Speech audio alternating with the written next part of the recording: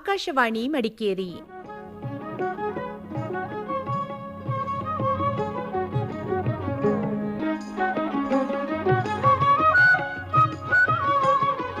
ಕಾರ್ಯಕ್ರಮ ಮಹಿಳಾ ಲೋಕ.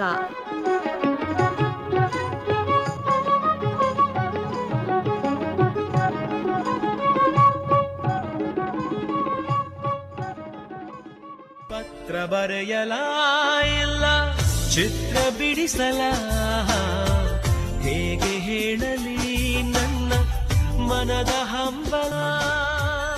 ಶ್ರೋತೃಗಳೇ ನಮಸ್ಕಾರ. ಇವತ್ತಿನ ಮಹಿಳಾ ಲೋಕದ ಪತ್ರಕಾರಂಜಿ ಕಾರ್ಯಕ್ರಮಕ್ಕೆ ನಿಮ್ಗೆಲ್ಲ ಅಕ್ಕರೆಯಿಂದ ಸ್ವಾಗತವನ್ನ ಬಯಸ್ತಾ ಇದ್ದೇವೆ. ನಾನು ವಿದ್ಯಾ, ನಾನು ಲಲಿತಾ. ಕಾರ್ಯಕ್ರಮಕ್ಕೆ ಮತ್ತೊಮ್ಮೆ ಎಲ್ರಿಗೂ ಸ್ವಾಗತ ಸುಸ್ವಾಗತ. ನಿಮಗೆ ವಂದನೆ, ನಿಮಗೆ ಸಂಭ್ರಮ ಸಂತೋಷ ನಮಗೆ, ಈ ಶುಭ ಗಳಿಗೆ ನೆನಪಲ್ಲಿ ನಿಮಗೆ ಇರಲೆಂದು ಹೂವಾಗಿ ಹೀಗೆ. ಶ್ರೋತೃಗಳೇ, ಇವತ್ತಿನ ವಿಷಯ ನೀವು ನಿಮ್ಮ ಜೀವನದಲ್ಲಿ ಪಡೆದಂತಹ ಮೊದಲ ಉಡುಗೊರೆ ಅಂತ. ಯಾವ್ದಾದ್ರು ಅಂದ್ರೆ ಅವರಿಗೆ ನೆನಪಿರುವಂತ ಮೊದಲ ಉಡುಗೊರೆ. ಈಗ ಗೊಂಬೆಯನ್ನ ಕೊಡುವಂತದ್ದ, ಹೆಣ್ಮಕ್ಳಾದ್ರೆ ಫ್ರಾಕ್ ಅನ್ನ ತೆಗೆದುಕೊಟ್ರೆ, ಅಥವಾ ಒಂದು ಸಣ್ಣ ಸೈಕಲ್ ಅನ್ನ ತೆಗೆದುಕೊಟ್ಟದ್ದು, ಹೀಗೆ ಅದೇ ಇಲ್ಲ ಅಂತ ಹೇಳಿ ಆದ್ರೆ ಕೂಡ ಮುಂದಿನ ಜೀವನದಲ್ಲಿ ಯಾವುದೋ ಒಂದು, ಈಗ ಒಂದು ವಿದ್ಯಾಭ್ಯಾಸವನ್ನ ಕೊಟ್ರೆ ಅದು ಕೂಡ ಒಂದು ಉಡುಗೊರೆ. ಹೌದು.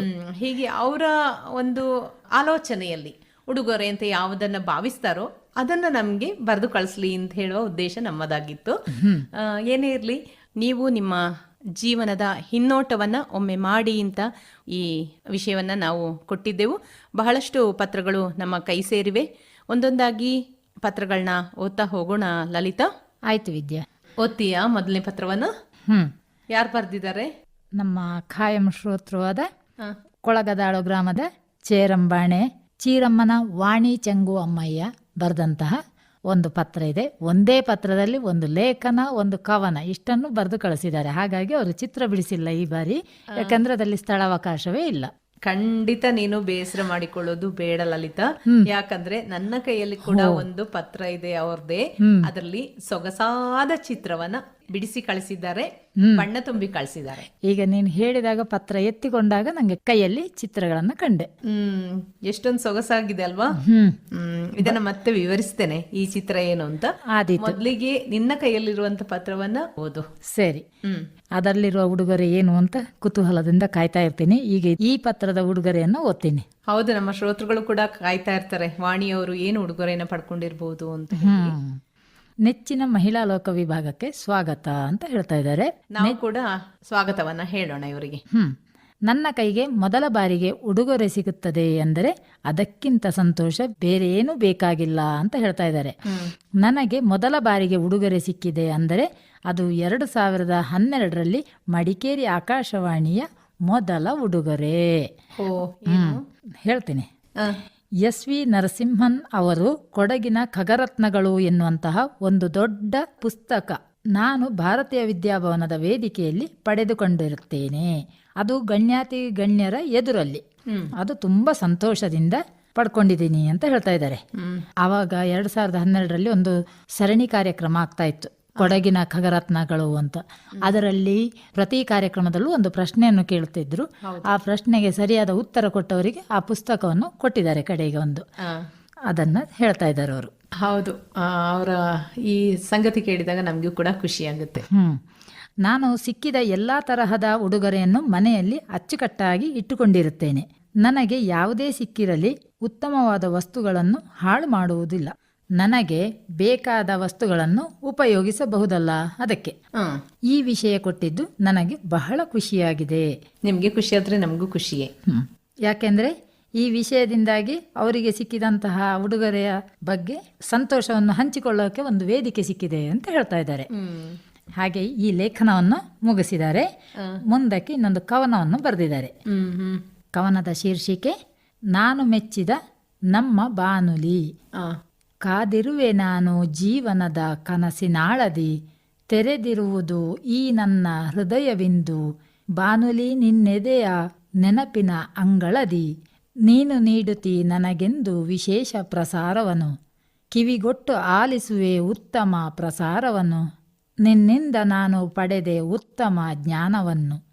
ಮುಂಜಾನೆ ಚುಂ ಕೊರೆಯುವ ಚಳಿಯಲಿ ಬೆಚ್ಚಗಾಗಲು ನಾನು ನಿನ್ನ ಜೊತೆಗಿರುವೆನು.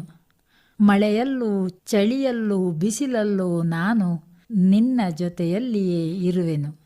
ಈ ನನ್ನ ತನುಮನಕ್ಕೆ ನೆಮ್ಮದಿಯನ್ನು ತಂದಿರುವೆ. ಈ ನನ್ನ ಅಚ್ಚುಮೆಚ್ಚಿನ ಬಾನುಲಿಯೇ ನೀನು ಎಂದು ನನ್ನ ಜೊತೆಯಾಗಿರು, ದಯವ ತೋರೆಂದು ಅಂತ ಕವನವನ್ನು ಮುಗಿಸಿದ್ದಾರೆ. ಚೆನ್ನಾಗಿದೆ. ನಮಗೂ ಕೂಡ ಹೆಮ್ಮೆ ಅನಿಸುತ್ತೆ, ಯಾಕಂದರೆ ಬಾನುಲಿಯನ್ನು ಮೆಚ್ಚಿಕೊಂಡು ಬರೆದಿದ್ದಾರಲ್ಲ. ಯಾಕೆಂದರೆ ಅವರಿಗೆ ಮೊದಲಿನ ಉಡುಗೊರೆ ಆಕಾಶವಾಣಿ ಮಡಿಕೇರಿಯಿಂದ 2012ರಲ್ಲಿ ಸಿಕ್ಕಿದೆ ಅಂತ ಅವರು ಲೇಖನದ ಮೂಲಕ ಮೊದಲು ತಿಳಿಸಿದ್ದಾರೆ. ಅದಕ್ಕಾಗಿ ಖುಷಿಯಿಂದ ಇನ್ನೊಂದು ಕವನವನ್ನು ಬರೆದಿದ್ದಾರೆ. ಹೌದು, ಅವರು ನಿಜಕ್ಕೂ ಖುಷಿಪಟ್ಟು ಬರೀತಾರೆ. ಯಾಕಂದರೆ ಕವನ, ಕತೆ ಬರೀತಾರೆ, ಲೇಖನ ಬರೀತಾರೆ, ಚಿತ್ರಗಳನ್ನು ಬಣ್ಣ ತುಂಬಿ ಕಳಿಸ್ತಾರೆ. ಬಾನುಲಿ ಉಡುಗೊರೆ ಅಂತ ಹೇಳಿ ಬರೆದಿದ್ದಾರಲ್ಲ, ಅದಕ್ಕೆ ನಿಜಕ್ಕೂ ಅವರ ಪ್ರೀತಿಗೆ ನಾವು ಮನದಾಳದ ಧನ್ಯವಾದಗಳನ್ನ ಹೇಳಲೇಬೇಕು. ಖಂಡಿತವಾಗಿ ನಮಗೆ ಕೂಡ ಒಂದು ಸ್ಫೂರ್ತಿಯ ಸೆಲೆ ಅಂತಲೇ ಹೇಳಬೇಕು ಈ ಪತ್ರಗಳು. ಹೌದು, ಯಾಕೆಂದ್ರೆ ಅವರು ಇನ್ನೊಂದು ಹೇಳಿದ್ದಾರೆ ನೋಡು, ಮಳೆ ಇರಲಿ ಬಿಸಿಲಿರಲಿ ಚಳಿ ಇರಲಿ ಮನೆಯಲ್ಲಿ ಯಾವತ್ತೂ ಅವರ ಗೆಳತಿ ರೇಡಿಯೋವೇ ಅಂತ. ಹೌದು, ಖುಷಿಯ ಸಂಗತಿ. ಈಗ ಅವರದ್ದೇ ಮತ್ತೊಂದು ಪತ್ರ ನನ್ನ ಕೈಯಲ್ಲಿದೆ. ಇದು ಕೂಡ ಒಂದು ಕವನ. ಅದಕ್ಕೂ ಮುಂಚೆ ಒಂದು ಚಿತ್ರದ ಬಗ್ಗೆ ನಾನು ಹೇಳ್ತೇನೆ ಅಂತ ಹೇಳಿದೆ ಅಲ್ವಾ? ಹೌದು, ಅದಕ್ಕೆ ಕಾಯ್ತಾ ಇದ್ದೆ. ಎಷ್ಟು ಸೊಗಸಾಗಿದೆ ಚಿತ್ರ ಅಂತ ಹೇಳಿದ್ರೆ, ಪ್ರಿಂಟ್ ಹಾಕಿದಾಗೆ ಇದೆ ಚಿತ್ರ. ಬಣ್ಣವು ಅದಕ್ಕೆ ಸರಿಯಾಗಿ ಒಪ್ಪುವಂತ ಬಣ್ಣವನ್ನು ಹಾಕಿದ್ದಾರೆ. ಹೌದು, ಅದು ಚಂದವಾದ ಹೂಗಳು, ಯಾವ ಹೂವು ಅಂತ ಗೊತ್ತಾಗದಿದ್ರು ಹೂಗಳು. ಪ್ರೀತಿಯ ಒಂದು ಸಂಕೇತವಾಗಿ ಇವರು ಕಳಿಸಿರುವಂತ ಚಿತ್ರ ಇದು. ಹೌದು, ಹೃದಯದ ಚಿತ್ರವನ್ನ ಬಿಡಿಸಿ ಕಳಿಸಿದ್ದಾರೆ. ಅದರೊಳಗೆ ಹೂಗಳು ತುಂಬಿದೆ, ಬಳ್ಳಿ ಇದೆ, ಅದೊಂದು ವಿನ್ಯಾಸ, ಬಳ್ಳಿಯಲ್ಲಿ ಹೂ ಅರಳಿರುವಂತದ್ದು. ಹೃದಯದೊಳಗೆ ಎಷ್ಟು ಪ್ರೀತಿಯಿಂದ ಹೂಗಳು ಅರಳಿದಾವೆ ಅಂತ ತೋರಿಸುತ್ತೆ. ಹೌದು, ಆ ಬಣ್ಣವಂತೂ ಹೇಳಲಿಕ್ಕೆ ಸಾಧ್ಯ ಇಲ್ಲ, ಅಷ್ಟು ಚೆನ್ನಾಗಿ ಅವರು ಬಣ್ಣ ತುಂಬಿದ್ದಾರೆ. ಅದಕ್ಕಂತೂ ನಾವು ಮೆಚ್ಚಲೇಬೇಕು. ಹಾಗಾಗಿ ಅದರಲ್ಲಿರುವಂತಹ ಕವನವ ಲೇಖನವ ಏನೋ ಒಂದಿದೆ ಅಲ್ಲ, ಅದು ಕೂಡ ಅದಕ್ಕೆ ಸರಿಯಾಗಿರುತ್ತೆ ಅಂತ ತಿಳ್ಕೊಂಡಿದ್ದೀನಿ. ಚಿತ್ರವನ್ನ ನೋಡಿದ್ರೆ ಇನ್ನು ನೋಡ್ತಾ ಇರುವ ಅಂತಾನೆ ಅನ್ನಿಸುತ್ತೆ ಅಲ್ವಾ? ಹೌದು. ಈಗ ಕವನವನ್ನ ಓದೋಣ. ಇದರ ಶೀರ್ಷಿಕೆ ಇದೆ ಅರಳು ಗುಲಾಬಿಯೇ ಅರಳು ಅಂತ. ಬಳ್ಳಿಯಲ್ಲಿ ಒಂದು ಹೂವಿನ ಗೊಂಚವನ್ನ ನಾನು ಹೇಳಿದೆ ಅಲ್ವಾ? ಹೌದು. ಇದರಲ್ಲಿ ಅರಳು ಗುಲಾಬಿಯೇ ಅರಳು ಅಂತ ಹೇಳಿ ಪೂರಕವಾಗಿ ಬರೆದಿರುವಂತ ಒಂದು ಕವನ. ಅದ ಹಾಗಾದ್ರೆ ಬಳ್ಳಿ ಅಲ್ಲ, ಹೂವಿನ ಗಿಡದ ರೆಕ್ಕೆ ಇರ್ಬೋದು ಅಂತ ತಿಳ್ಕೊಳ್ಳೋಣ. ಅವರು ಬಾನುಲಿ ಏನಿದೆ ಅದು ಅವರಿಗೆ ಉಡುಗೊರೆ ಅಂತ ಹೇಳಿದಾರಲ್ವಾ? ಈಗ ಒಂದು ಅರಳುವ ಗುಲಾಬಿ ಏನಿದೆ ಅದನ್ನ ನಮಗೆ ಉಡುಗೊರೆಯಾಗಿ ಕಳಿಸಿರುವ ರೀತಿಯಲ್ಲಿ ಇದೆ. ಇದು ನೋಡು, ನಮ್ಗೆ ಒಂದು ಉಡುಗೊರೆ ಅಂತ ನಾವು ತಿಳ್ಕೊಂಡು ಇದನ್ನ ಓದೋಣ. ಹೀಗಿದೆ ಕವನ. ಅರಳು ಗುಲಾಬಿಯೇ ಅರಳು ಅರಳು, ಹಸಿರು ವನ ಸಿರಿಗಳಲ್ಲಿ ನೀನು ಅರಳು, ಸಿರಿ ಸೌಂದರ್ಯದಿ ನೀನು ಅರಳು ಅರಳು, ಹಸಿರು ಲತೆಗಳ ಮಧ್ಯೆ ಮೊಗ್ಗು ಬಿರಿದು ನೀನು ಅರಳು, ಬಿರಿದ ಮೊಗ್ಗುಗಳಾಗಿ ನಿಂದು ಹಾಳು ಬೆಳದಿಂಗಳ ತಂಪಿನಲಿ ಅರಳು ಗುಲಾಬಿಯೇ ಅರಳು, ಮುಂಜಾನೆಯ ರವಿಕಿರಣಕ್ಕೆ ಹಕ್ಕಿಗಳ ಚಿಲಿಪಿಲಿ ಇಂಚರದಿ ಅರಳು ಗುಲಾಬಿಯೇ ಅರಳು, ಪರಿಮಳದಿ ಅಂದ ಚಂದಕ್ಕೆ ಈ ಹಸಿರ ಕಾನನದ ಮಧ್ಯದಲ್ಲಿ ಸಾಲು ದುಂಬಿಗಳು ತಾವಾಗಿಯೇ ಝೇಂಕಾರದಿ ಹಾರಿ ಸಾಗಿ ಬರಲು ಮಕರಂದವ ಹೀರಿ ಆನಂದಿಸಲು ಅರಳು ಗುಲಾಬಿಯೇ ಅರಳು, ಹೂವೇ ನಿನ್ನ ಒಂದೊಂದಾಗಿ ಬಿಡಿಸಿ ಬುಟ್ಟಿಯೊಳಗೆ ತುಂಬಿ ನಿನ್ನ ದಾರದಿ ಪೋಣಿಸಿ ಮಾಲೆಯಾಗಿ ಭಕ್ತಿ ಭಾವದಿ ಗುಡಿಗೋಪುರದಿ ರಾಶಿಯಾಗಿ ದೇವರ ಪೂಜೆಗಾಗಿ ಬಾಡಿ ಉದುರದೆ ಆನಂದದಿ ಅರಳು, ನೀನು ಆನಂದದಿ ಅರಳು, ಮಹಿಳೆಯರ ಮುಡಿಗೇರಲು ಸೌಂದರ್ಯದಿ ನೀನು ಕಾಣಲು ಅರಳು ಗುಲಾಬಿಯೇ ಅರಳು, ಅರಳು ಗುಲಾಬಿಯೇ ಅರಳು ಅಂತ ಕವನವನ್ನ ಮುಗಿಸಿದ್ದಾರೆ.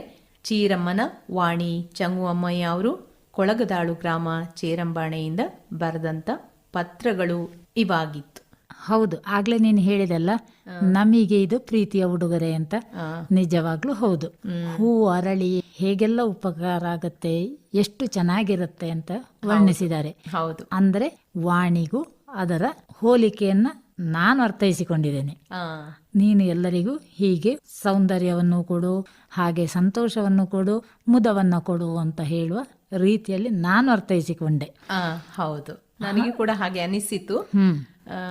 ನಮಗೂ ಒಂದು ಗುಲಾಬಿಯ ಉಡುಗೊರೆಯನ್ನ ಕೊಟ್ಟ ಹಾಗೆ ನನ್ಗೆ ಅನಿಸಿತು. ಜೊತೆಗೆ ನಮ್ಮಿಂದ ಅಂದ್ರೆ ಬಾನುಲಿಯಿಂದ ಒಂದು ಯಾವ ರೀತಿ ಹೂ ಅರಳಿ ಸುವಾಸನೆ ಕೊಡ್ಬೋದು ಅಥವಾ ಸೌಂದರ್ಯವನ್ನ ಕೊಡ್ಬೋದು, ಅದೇ ರೀತಿಯಲ್ಲಿ ಬೇರೆ ಬೇರೆ ಕಾರ್ಯಕ್ರಮಗಳನ್ನ ನಾವು ಕೊಡುವ ಮೂಲಕ ಯಾವ ರೀತಿ ಪ್ರಯೋಜನಗಳು ನಮ್ಮ ಶ್ರೋತೃಗಳಿಗೆ ಆಗುತ್ತೆ ಅನ್ನೋದನ್ನ ಒಂದು ಉಡುಗೊರೆಯ ರೂಪದಲ್ಲಿ ಇವರು ಬರೆದು ಕಳಿಸಿದ್ದಾರೆ.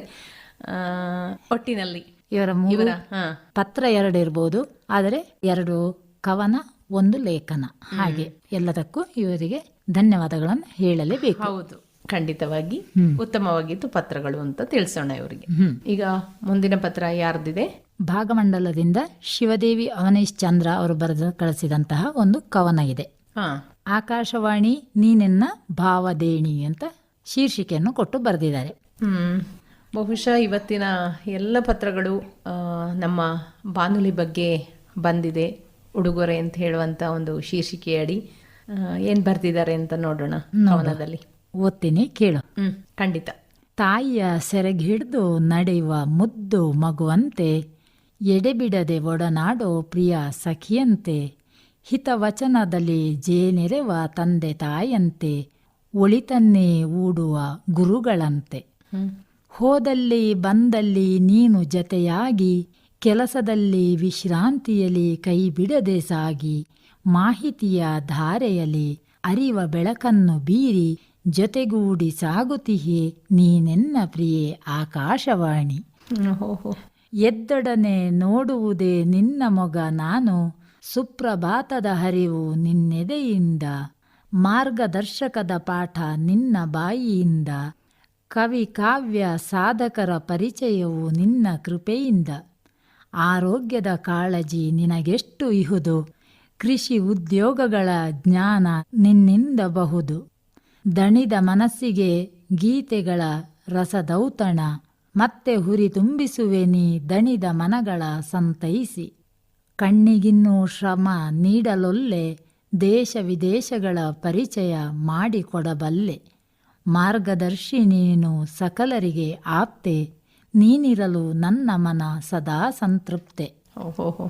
ಬೇರೆ ಗೆಳೆತನದ ಹಂಗೇಕೆ ನನಗೆ, ಸಮಯೋಚಿತವಾಗಿ ನೀನಿರುವೆಯಲ್ಲ ಮನಸ್ಸು ರಂಜಿಸುವುದಕ್ಕೆ, ಕೊಡಲೇನು ನಾ ನಿನಗೆ ಪ್ರತಿಯಾಗಿ ಕಾಣಿಕೆ, ನನ್ನ ಪಾಲಿಗೆ ನೀನೇ ಸದಭಿರುಚಿಯ ಆಯ್ಕೆ ಅಂತ ಆಕಾಶವಾಣಿಯ ಬಗ್ಗೆ ಚೆನ್ನಾಗಿ ಒಂದು ಕಾರ್ಯಕ್ರಮವನ್ನು ಪೂರ್ತಿ ಅಳವಡಿಸಿಕೊಂಡು ಒಂದು ಕವನವನ್ನು ಬರೆದಿದ್ದಾರೆ. ಅದುವೇ ನಮಗೆ ಒಂದು ಉಡುಗೊರೆ ಅಂತ ಕಡೆಗೆ.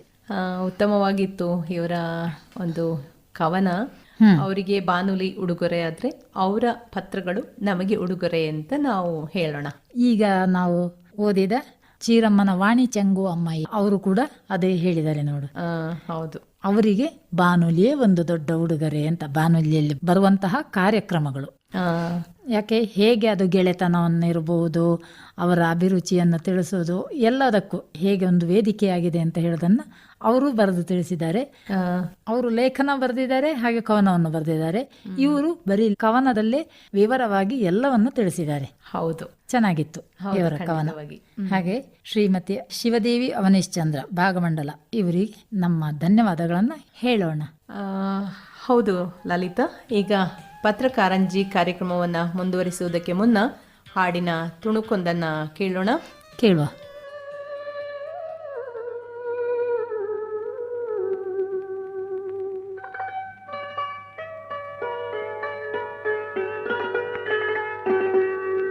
ಉಡುಗೊರೆಯೊಂದ ತಂದ ಎನ್ನಯ ಮನದಾನಂದ, ಉಡುಗೊರೆಯೊಂದ ತಂದ ಎನ್ನಯ ಮನದಾನಂದ, ಮನವನು ತಣಿಸಲು ಬಂದ ಹೊಸಿಲಲಿ ನಗುತ್ತಲಿ ನಿಂದ, ಪ್ರೇಮದ ಕಾಣಿಕೆಯೊಂದ ತಂದಿಹೆ ನಾನಿನಗೆಂದ,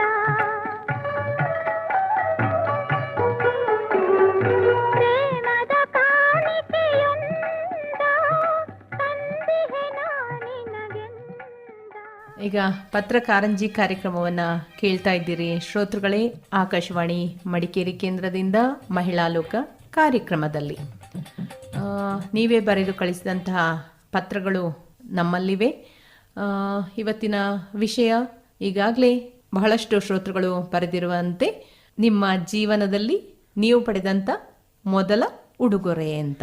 ಹೌದು ವಿದ್ಯಾ, ಎಲ್ಲರ ಉಡುಗೊರೆಯನ್ನು ನೀನು ಕೇಳಿದೆ. ನಿನ್ನ ಉಡುಗೊರೆ ಏನು ಅಂತ ಹೇಳಲೇ ಇಲ್ಲ ಅಲ್ಲ. ಅದನ್ನ ಕೊನೆಯಲ್ಲಿ ಹೇಳೋಣ. ಈಗ ಪತ್ರಗಳನ್ನ ಮತ್ತೆ ಓದೋಣ. ಆಮೇಲೆ ಕೊನೆಯಲ್ಲಿ ನಮಗೆ ದೊರೆತಂತ ಒಂದು ಉಡುಗೊರೆ ಏನಿದೆ ಅದನ್ನ ನಮ್ಮ ಶ್ರೋತೃಗಳಿಗೆ ತಿಳಿಸೋಣ. ಆದೀತು. ಈಗ ಮುಂದಿನ ಪತ್ರ ನನ್ನ ಕೈಯಲ್ಲಿದೆ. ಇದನ್ನ ಬರೆದಿದ್ದಾರೆ ಜ್ಯೋತಿ ಸಂತೋಷ್ ಅಂತ. ಇವರು ಬೇಟೋಳಿ ಗ್ರಾಮ ಮತ್ತು ಅಂಚೆ, ವಿರಾಜಪೇಟೆ ತಾಲೂಕು, ಇಲ್ಲಿಂದ. ಅಪರೂಪದ ಪತ್ರ ಅಂತ ಕಾಣುತ್ತೆ. ಅಪರೂಪ ಅಂತ ಹೇಳೋದಕ್ಕಿಂತ ಕಾರ್ಯಕ್ರಮಕ್ಕೆ ಮೊದಲ ಪತ್ರ ಅಂತ ನಾನು ಅಂದ್ಕೊಳ್ತೇನೆ. ನನಗೆ ಓದಿದ ನೆನಪಿಲ್ಲ. ಸರಿ. ಒಲವಿನ ಉಡುಗೊರೆ ಅಂತ ಬಹಳ ಮುದ್ದಾದ ಅಕ್ಷರಗಳಲ್ಲಿ ಇವರು ಬರೆದು ಕಳಿಸಿದ್ದಾರೆ. ಅವರು ಕೊಟ್ಟಂತಹ ಶೀರ್ಷಿಕೆಗೆ ಸರಿಯಾಗಿ ಒಲವಿನ ಉಡುಗೊರೆಯೇ ಒಂದು ಪತ್ರವನ್ನು ಬರೆದಿದ್ದಾರೆ. ಖಂಡಿತವಾಗಿ ನೋಡೋಣ ಏನಿದೆ ಪತ್ರದಲ್ಲಿ ಅಂತ. ಸರಿ, ಓದು. ಪ್ರತಿದಿನದಂತೆ ಬೆಳಗ್ಗೆ ಮೈಮುರಿಯುತ್ತಾ ಎದ್ದು ಮನೆಯಂಗಳಕ್ಕೆ ಕಾಲಿಟ್ಟ ನನಗೆ ಕಂಡದ್ದು ಕೆಂಪಗೆ ಸುಟ್ಟ ದುಂಡು ರೊಟ್ಟಿಯಂತಿದ್ದ ಸೂರ್ಯ. ಅವನ ಕಿರಣಗಳು ನನ್ನ ಕಣ್ಣಿಗೆ ತಾಕುವ ಮೊದಲೇ ನಾನಂದು ಎದ್ದು ಹೊರ ನಡೆದಿದ್ದೆ. ಮೈ ಮನದಲ್ಲಿ ಹೊಸ ಚೈತನ್ಯ ತುಂಬಿತ್ತು. ಅಲ್ಲೇ ಪಕ್ಕದಲ್ಲಿ ಅಡಿಕೆ ಹಾಳೆಯಲ್ಲಿ ಅಪ್ಪ ಹಾಕುತ್ತಿದ್ದ ಅನ್ನವನ್ನು ತಿನ್ನಲು ಬರುತ್ತಿದ್ದ 2 ಅಳಿಲು ಮತ್ತು ಗುಬ್ಬಚ್ಚಿಗಳ ಗುಂಪಿನ ನಡುವೆ ಇದ್ದ ಅನ್ಯೋನ್ಯತೆ ಕಂಡು ಮನಸ್ಸು ತುಂಬಿ ಬಂದಿತ್ತು. ಏನೋ ಒಂದು ಹೊಸ ಉತ್ಸಾಹ ಮನದಲ್ಲಿ ಮೂಡಿದ್ದಂತೂ ಸುಳ್ಳಲ್ಲ.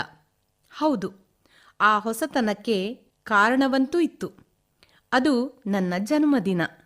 ವಿದ್ಯಾಭ್ಯಾಸ ಮುಗಿಸಿ ಆಗ ತಾನೇ ಸಂಪಾದನೆಯ ದಾರಿ ಹುಡುಕಿದ್ದೆ. ಒಂದು ಮಧ್ಯಮ ವರ್ಗದ ಸಾಮಾನ್ಯ ಹೆಣ್ಣು ಮಗಳಾಗಿದ್ದ ನನಗೆ ಹುಟ್ಟುಹಬ್ಬ ಆಚರಿಸಿಕೊಳ್ಳುವ ಮನಸ್ಥಿತಿ ಹಾಗೂ ಪರಿಸ್ಥಿತಿ ಎರಡೂ ಇರಲಿಲ್ಲ. ಎಲ್ಲ ದಿನಗಳಂತೆ ಈ ದಿನವೂ ಅಂದುಕೊಂಡು ಎಂದಿನಂತೆ ಕೆಲಸಕ್ಕೆ ಹೊರಡಲು ತಯಾರಾಗಿದ್ದೆ. ಒಂದು ಫೈನಾನ್ಸಿನಲ್ಲಿ ಕೆಲಸಕ್ಕೆ ಸೇರಿ ಕೆಲವು ತಿಂಗಳುಗಳಷ್ಟೇ ಕಳೆದಿದ್ದವು. ಪಂಚಲಿಂಗೇಶ್ವರ ದೇವರ ರಥೋತ್ಸವದ ಸಂಭ್ರಮ. ಕಚೇರಿಯ ಬಿಡುವಿನ ಸಮಯದಲ್ಲಿ ದೇವರ ದರ್ಶನ ಪಡೆದು ಬಂದ ನಾನು ಅದೇನೋ ಆನಂದ ಮನದಲ್ಲಿ ತುಂಬಿಕೊಂಡು ಕೆಲಸದಲ್ಲಿ ತಲ್ಲೀನಳಾಗಿದ್ದೆ. ಯಾರೋ ಬಂದು ಕರೆದಂತಾಯಿತು. ನೋಡಿದಾಗ ಕಂಡದ್ದು ಕೊರಿಯರ್ ಬಾಯ್. ಕಂಡ ಕನಸು ನನಸಾದಷ್ಟೇ ಸಂಭ್ರಮದಿಂದ ಬಂದಿದ್ದೆ. ಪಾರ್ಸೆಲನ್ನು ತೆರೆದು ನೋಡಿದವಳಿಗೆ ಅಚ್ಚರಿಯೊಂದು ಕಾದಿತ್ತು. ಅನುಮತಿ ಕೇಳದೆ ಹೃದಯದಲ್ಲಿ ಭದ್ರವಾಗಿ ಕುಳಿತಿದ್ದೇ ಇದು ಎನ್ನ ಮನದಿನಿಯನ ಮೊದಲ ಒಲವಿನ ಉಡುಗೊರೆಯಾಗಿತ್ತು. ಹಸಿರು ಕೆಂಪು ಬಣ್ಣದ ಆ ಚೂಡಿದಾರ್ ಕಂಡು ನನ್ನ ಪುಟ್ಟ ಹೃದಯ ಹಿಗ್ಗಿತ್ತು, ಹಾಡಿ ಸಂಭ್ರಮಿಸಿತ್ತು. ಇದು ಮನಸ್ಸಿಗೆ ತಿಳಿಯದಿದ್ದರೂ ಹೃದಯಕ್ಕೆ ಅರಿವಾಗಿತ್ತು. ಇದಕ್ಕೆ ಅನ್ನಿಸುತ್ತದೆ ಆ ದಿನ ನನ್ನಲ್ಲಿ ಮೂಡಿದ್ದ ಹೊಸ ಚೈತನ್ಯಕ್ಕೆ ಕಾರಣ ಅಂತ ಪುಟ್ಟದಾದ ಒಂದು ಒಲವಿನ ಉಡುಗೊರೆ ಪತ್ರವನ್ನು ಬರೆದಿದ್ದಾರೆ. ಹೌದು, ಖಂಡಿತ. ಮುದ್ದಾದ ಅಕ್ಷರಗಳನ್ನ ನೋಡ್ತಾ ಇದ್ರೆ ತುಂಬ ಖುಷಿ ಆಗ್ತಾ ಇದೆ. ಅದು ಹೌದು, ಓದಲು ಸುಗಮವಾಗಿ ಸಾಗುತ್ತದೆ. ವಿಷಯಕ್ಕೆ ಪೂರಕವಾದಂತಹ ಪತ್ರಕ್ಕಾಗಿ ಜ್ಯೋತಿ ಸಂತೋಷ್ ಅವರಿಗೆ ಧನ್ಯವಾದಗಳನ್ನ ಹೇಳೋಣ. ಹಾಗೆ ಹೀಗೆ ಪತ್ರಗಳನ್ನ ಬರಿತಾ ಇರಲಿ ಅಂತ ಹೇಳಿ ಇವರಿಗೆ ತಿಳಿಸೋಣ ಕೂಡ. ಹೌದು. ಮುಂದಿನ ಪತ್ರ ಹುಲಿತಾಳದಿಂದ ಭಾಗೀರಥಿಯವರು ಬರೆದಂತಹ ಒಂದು ಪತ್ರ ಇದೆ. ನನ್ನ ಕೈಯಲ್ಲಿ ಕೂಡ ಒಂದು ಪತ್ರ ಇದೆ.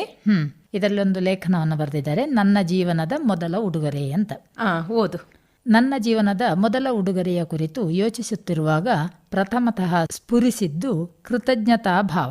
ಆ ಭಗವಂತನ ಕುರಿತು ಭೂಮಿ, ನೀರು, ಆಕಾಶ, ವಾಯು, ಅಗ್ನಿಗಳೆಂಬ ಪಂಚಶಕ್ತಿಗಳನ್ನು ಸೃಷ್ಟಿಸಿ ಜೀವಕೋಟಿಗೆ ಉಡುಗೊರೆಯಾಗಿ ನೀಡಿ ಅವರ ಬದುಕನ್ನು ಸಮೃದ್ಧವೂ ಸಂಪನ್ನವೂ ಆಗುವಂತೆ ಮಾಡಿ ಸದಾಚಾರ ಸತ್ಪ್ರಜೆಯಾಗಿ ಬದುಕುವಂತೆ ಆದೇಶಿಸಿದ ಭಗವಂತನಿಗೆ ನಾನು ಮಾತ್ರವಲ್ಲ ಸಕಲರು ಕೃತಜ್ಞರಾಗಿರಬೇಕಾದ್ದು ಅವಶ್ಯಕ. ನನ್ನ ವೈಯಕ್ತಿಕ ಜೀವನದ ಮೊದಲ ಉಡುಗೊರೆಯನ್ನು ನೀಡಿದವರು ನನ್ನ ತಂದೆ ಹಾಗೂ ತಾಯಿ. ಪ್ರೀತಿ ವಾತ್ಸಲ್ಯಗಳನ್ನು ಉಣಬಡಿಸಿ ನಮಗೆ ಧೈರ್ಯ ಸ್ಥೈರ್ಯಗಳನ್ನು ನೀಡಿ ಬದುಕಿಗೆ ಭದ್ರ ಬುನಾದಿ ಹಾಕಿದರು.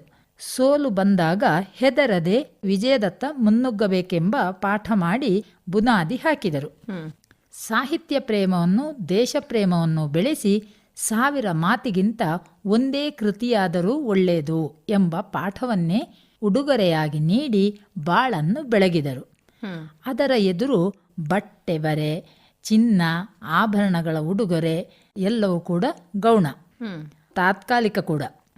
ಅಂಥವು ತಾತ್ಕಾಲಿಕ ಸಂತಸ ನೀಡಿದರೂ ಕೊಟ್ಟವರಿಗೊಂದು ನಿರೀಕ್ಷೆ ಇದ್ದೇ ಇರುತ್ತದೆ.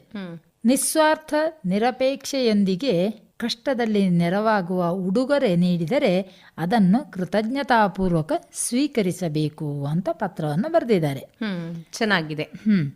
ಆಗ್ಲೇ ನಾನು ಹೇಳಿದಲ್ವಾ, ವಿದ್ಯಾಭ್ಯಾಸ ಕೂಡ ನಮ್ಗೆ ನಮ್ಮ ಅಪ್ಪ ಅಮ್ಮ ಕೊಟ್ಟಂತ ಒಂದು ಉಡುಗೊರೆ ಅಂತ ಹೇಳಿ, ದೊಡ್ಡ ಉಡುಗೊರೆ. ನಮ್ಮ ಜೀವನವೂ ಒಂದು ಉಡುಗೊರೆ ಅಂತ ಕೂಡ ನಾನು ಹೇಳಿದ್ದೆ ಆಗ್ಲೇ. ಅದನ್ನೇ ಇವರು ಕೂಡ ಬರ್ತಿದ್ದಾರೆ, ಇವರು ಪತ್ರದಲ್ಲಿ ಬರೆದು ಕಳಿಸಿದ್ದಾರೆ. ಚೆನ್ನಾಗಿತ್ತು. ಈಗ ಮುಂದಿನ ಪತ್ರ ಅವ್ರದ್ದೇ. ನಾನು ಆಗ್ಲೇ ಹೇಳಿದಾಗೆ ಒಂದು ಕವನವನ್ನ ಬರ್ದಿದ್ದಾರೆ ವಿಷಯಕ್ಕೆ ಪೂರಕವಾಗಿ ಪತ್ರದಲ್ಲಿ. ನಾನು ತಿಳ್ಕೊಂಡೆ, ಯಾಕಂದ್ರೆ ಅವರದ್ದು ಹೆಚ್ಚಾಗಿ ಒಂದು ಕವನ, ಒಂದು ಲೇಖನ ಅಥವಾ ಕತೆ ವಿಷಯಕ್ಕೆ ಪೂರಕವಾಗಿ ಇದ್ದೇ ಇರುತ್ತೆ ಅಂತ. ಹೌದು. ಮುಂದುವರಿಸ. ಶ್ವೇತದ ಮುದ್ದು ಉಡುಗೊರೆ ಅಂತ ಹೇಳಿ ಇದು ಕವನ. ಕವನ ಹೀಗಿದೆ. ನನ್ನಯ ಮಗುವಿಗೆ ಮೊದಲ ಉಡುಗೊರೆಯ ಕೊಡುವೆನು ನಾನು ಎನ್ನುತ್ತಾ ಸುಂದರಿ ಹೋದಳು ತೋಟಕ್ಕೆ. ಅಲ್ಲಿ ಸಿಗುವವು ಚಿಟ್ಟೆಗಳು, ಅಲ್ಲಿಯೇ ಇರುವವು ಕಿರು ಹಕ್ಕಿಗಳು, ಅಲ್ಲಿಯೇ ಇರುವವು ಇಲಿಗಳು ಎನ್ನುತ್ತಾ ಕಾದು ಕುಳಿತಳು ಸುಂದರಿಯು. ಸಿಕ್ಕರೆ ಬೇಟೆ ತಿನ್ನದೆ ನಾನು ತಕ್ಷಣ ಮನೆಗೆ ಒಯ್ಯುವೆನು, ಮಗುವಿಗೆ ಕೊಡುವೆನು ಅದನ್ನೇ ಮೊದಲ ಉಡುಗೊರೆ ನಾನು ಎನ್ನುತ್ತಾ ಕುಳಿತ ಸುಂದರಿಗೆ ಸಿಕ್ಕೇ ಬಿಟ್ಟಿತು ಚಂದದ ಪುಟ್ಟ ಇಲಿಯೊಂದು. ಸುಂದರಿ ಕರೆದಳು ಅವುಗಳನ್ನು ಕುರ್ಮ್ಯಾವ್ ಕುರ್ಮ್ಯಾವ್ ಎನ್ನುತ್ತ. ಅಮ್ಮನ ಧ್ವನಿಯನ್ನು ಕೇಳಿದ ಶ್ವೇತ ಬಿಟ್ಟ ಬಾಣದ ತೆರದಿ ಓಡಿದಳು. ಅಮ್ಮನು ನೀಡಿದ ಉಡುಗೊರೆಯನ್ನು ಧನ್ಯತೆಯಿಂದ ಸ್ವೀಕರಿಸಿ ಭೋಜನವ ಮಾಡಿದಳು. ಥ್ಯಾಂಕ್ ಯು ಅಮ್ಮ, ಥ್ಯಾಂಕ್ ಯು ಅಮ್ಮ ಎನ್ನುತ್ತಾ ತಬ್ಬಿಕೊಂಡಳು ಅಮ್ಮನನು. ಕೊಟ್ಟು ಮುತ್ತನು ಅಮ್ಮನಿಗೆ ತುಂಬಾ ತುಂಬಾ ಪ್ರೀತಿಯಲಿ ಅಂತ ಒಂದು ಸುಂದರವಾದ ಕವನವನ್ನ ಬರೆದಿದ್ದಾರೆ ಹುಲಿತಾಳದ ಭಾಗೀರಥಿಯವರು. ಹೇಗೆ ಮೂಕ ಪ್ರಾಣಿಗಳಲ್ಲೂ ಒಂದು ಉಡುಗೊರೆಯ ಭಾವನೆ ಇರುತ್ತೆ, ಅದು ಹೇಗೆ ತಂದು ಕೊಡುತ್ತೆ ಅಂತ ಹೇಳೋದನ್ನ ಒಂದು ಕವನದಲ್ಲಿ ತಿಳಿಸಿದ್ದಾರೆ ನೋಡಿ. ಹೌದು, ಅದನ್ನು ಅರ್ಥೈಸಿಕೊಂಡದ್ದಕ್ಕೆ ಒಂದು ಮೆಚ್ಚುಗೆ. ನಿಜವಾಗಿ ಕೂಡ ಪ್ರಾಣಿಗಳ ಜೊತೆಯಲ್ಲಿ ಅವರು ಎಷ್ಟು ಚೆನ್ನಾಗಿ ಬೆರೀತಾರೆ, ಅವುಗಳ ಭಾವನೆಗಳನ್ನು ಎಷ್ಟು ಚೆನ್ನಾಗಿ ಅರ್ಥ ಮಾಡಿಕೊಳ್ತಾರೆ, ಅದನ್ನು ಕವನದ ರೂಪದಲ್ಲಿ ಕಥೆಯ ರೂಪದಲ್ಲಿ ಒಂದು ಬಿಂಬಿಸ್ತಾರಲ್ಲ, ಅದಕ್ಕೆ ಒಂದು ನಾವು ಹ್ಯಾಟ್ಸ್ ಅಪ್ ಹೇಳಲೇಬೇಕು. ಅದನ್ನೇ ನಾನಾಗ ಹೇಳಿದೆ, ಅದೇ ಒಂದು ಮೆಚ್ಚುಗೆ ಅವರದ್ದು. ಯಾವಾಗಲೂ ಪ್ರಕೃತಿ ಇರ್ಬೋದು, ಪ್ರಾಣಿ ಪಕ್ಷಿಗಳಿರ್ಬೋದು, ಅವರ ವೇದನೆ ಇರ್ಬೋದು, ಸಂತೋಷ ಇರ್ಬೋದು, ಅದನ್ನು ಹಂಚಿಕೊಳ್ತಾರಲ್ಲ, ಇವರದ್ದೇ ಆ ಖುಷಿ ಇರ್ಬೋದು, ಬೇಸರ ಇರ್ಬೋದು, ಅದು ಇವರದ್ದೇ ನೋವಿರ್ಬೋದು ಅಂತ ಹೇಳುವಾಗ ಅದನ್ನು ಪ್ರತಿಬಿಂಬಿಸಿ ಕಥೆ ಆಗಲಿ, ಲೇಖನ ಆಗಲಿ, ಒಂದು ಕವನ ಆಗಲಿ ಬರೀತಾರೆ. ಹೌದು, ನಿಜವಾಗಿ ಪ್ರಾಣಿಗಳು ಮಾತನಾಡಲಿಕ್ಕೆ ಬರ್ತಿದ್ರೆ ಅಥವಾ ಅವುಗಳು ಎಲ್ಲವನ್ನು ಅರ್ಥೈಸಿಕೊಳ್ಳಬಲ್ಲವಾಗಿದ್ದಿದ್ರೆ ಅವು ಎಷ್ಟೊಂದು ಖುಷಿಯಿಂದ ಪ್ರತಿಕ್ರಿಯಿಸ್ತಿದ್ದವು ಅಂತ ನನಗೆ ಅನಿಸ್ತಾ ಇದೆ. ಈಗ ಮುಂದಿನ ಪತ್ರ ಯಾರ್ದಿದೆ? ಇದೊಬ್ಬರು ಮಹನೀಯರದ್ದಿದೆ. ದೂರದ ಮಂಗಳೂರಿನ ಕುಪ್ಪೆ ಪದವಿನಿಂದ ಬರೆದಂತಹ ಪತ್ರ, ಇಸ್ಮಾಯಿಲ್ ಕಲ್ಲಾಡಿಯವರು ಬರೆದಂಥದ್ದು. ಖುಷಿಯ ವಿಚಾರ. ಕಳೆದ ಬಾರಿ ಪತ್ರ ಸೌರಭಕ್ಕಿಯವರು ಬರೆದಿದ್ರು, ಈಗ ಪತ್ರ ಕಾರಂಜಿಗೆ ಬರೆದಿದ್ದಾರೆ. ಪತ್ರಕ್ಕೆ ಸ್ವಾಗತವನ್ನ ಹೇಳ್ತಾ ಓದ್ತೀಯಾ? ಓದ್ತೇನೆ. ನಮಸ್ಕಾರಗಳು ಅಂತ ಹೇಳ್ತಾ ಇದ್ದಾರೆ. ನಾವು ಅವರಿಗೆ ನಮಸ್ಕಾರಗಳನ್ನು ತಿಳಿಸುವ. ಹೌದು. ನನಗೆ ಸಿಕ್ಕ ಮೊದಲ ಬಹುಮಾನ ಏನೆಂದರೆ, ನಾನು ಸ್ಕೂಲಿಗೆ ಹೋಗುವ ಟೈಮಿನಲ್ಲಿ ಯಾವ ಬಹುಮಾನಗಳು ಕೊಡುತ್ತಿರಲಿಲ್ಲ ಈಗಿನ ಹಾಗೆ.